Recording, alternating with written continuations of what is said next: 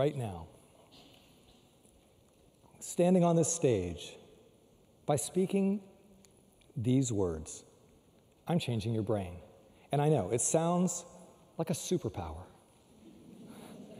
But you have it too. You're changing my brain just by being here. Now, it all hinges on the single most important thing that I've ever learned as a clinical neuroscientist. And here it is: experience changes the brain. Your brain is exquisitely designed to respond, to adapt to every experience you'll ever have, every thought, emotion, action, perception. All of it leaves an impact on your brain. This simple insight can completely reshape our intuitions about mental illness and about chemical imbalance. And at the same time, it yields some simple and elegant life hacks any of us can use to enhance brain function.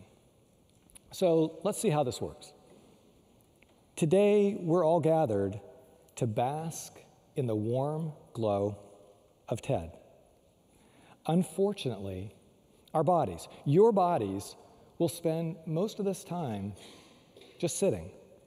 And that's a problem because, as you might have heard, sitting is the smoking of our generation.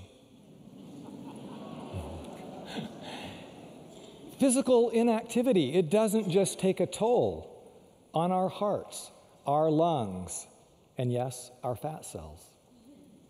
It also takes a toll on the brain. Now, when we're physically active, key circuits, they use neurotransmitters like dopamine and glutamate and serotonin. They start to light up in pathways scattered throughout the brain, enhancing energy and mood and motivation. It's one of the major reasons why exercise is proving to be a potent antidepressant. So, 2 landmark clinical trials at Duke University. Researchers had the audacity to test exercise head-to-head against Zoloft. They found 30 minutes of brisk walking just 3 times a week was every bit as effective as the medication in fighting clinical depression. 30 minutes, brisk walking, 3 times a week. Life hack. And then when the researchers revisited those same patients 1 year later, they found the patients who had kept on exercising, those were the ones that were most likely to stay well. They didn't see any similar protective benefit of just staying on medication. Turns out exercise also enhances our cognitive function. It improves memory and attention, mental clarity. It even helps keep your brain young by triggering the growth of new brain cells. So let me put it simply. Exercise, it's medicine. And I mean that quite literally. It enhances brain function as powerfully as any medication. And trust me, if Big Pharma could somehow capture the neurochemical benefit of exercise, can you see it? Put it in a pill, and then sell it to you, they would do it in a heartbeat. And then they would finally have a blockbuster drug completely free of any difficult side effects, like weight loss or weight gain, sedation, emotional blunting, loss of libido. Okay, let's take another example. This one's maybe more risky. Instead of sitting here in this darkened auditorium, what if you were to get up, walk outside, bask in sunlight? The instant you stepped outside, specialized receptors in your retina, in the back of the eye, they would kick off an avalanche of neurological activity. These receptors have a broadband connection to body clock circuitry buried deep inside the brain. These are circuits that regulate your sleep and appetite and arousal and hormone levels. And for millions of Americans and Europeans every winter, when the days turn cold and bleak and short, at least here in Kansas, sunlight deprivation causes all hell to break loose in the brain. And the result is an episode of debilitating, painful, seasonal affective disorder. It's been discovered up to 30% of us will have some symptoms every winter. And any one of us can have a decrease, a drop in serotonin-based signaling anytime we're chronically sunlight deficient. Anytime we're chronically deprived of sunlight. So, if that happens to you, if that happens to me, what should we do about it? We could always try medication.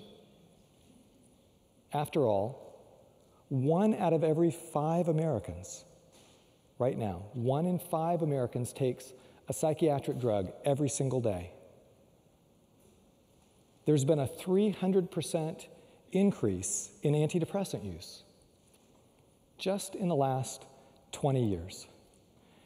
And it raises a really interesting question. With all this medication, with this huge increase, why is it that there's been no corresponding decrease in the rate of depression in the last 20 years? Have you ever wondered that? How do we still have an epidemic of this illness? I believe the answer is straightforward.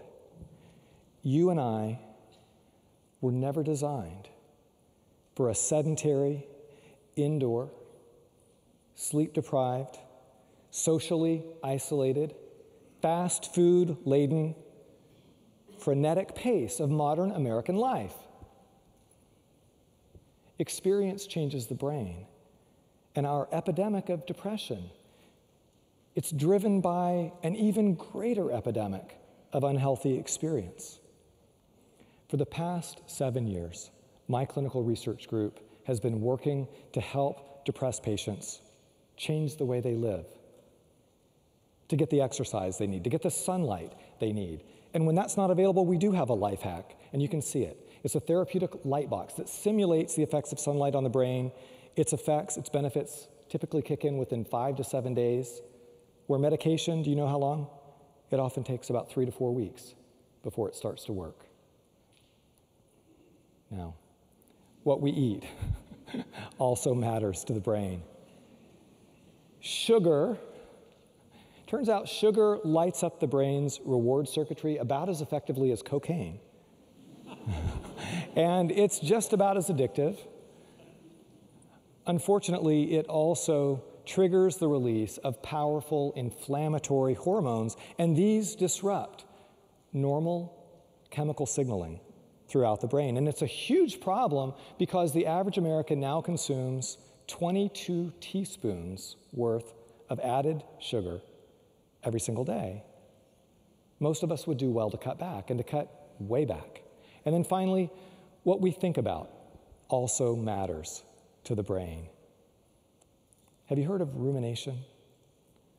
It's the habit of dwelling on our negative thoughts repeatedly at length. It ramps up our brain's stress circuitry, and that in turn interferes with the whole process of memory consolidation. It's the big reason why memory tends to suffer whenever we're stressed and we get trapped inside our own heads. And the research shows we're most likely to ruminate whenever we're completely alone. On the other hand, FaceTime with our loved ones, it doesn't just protect us against toxic rumination. It also directly puts the brakes on the brain's stress response.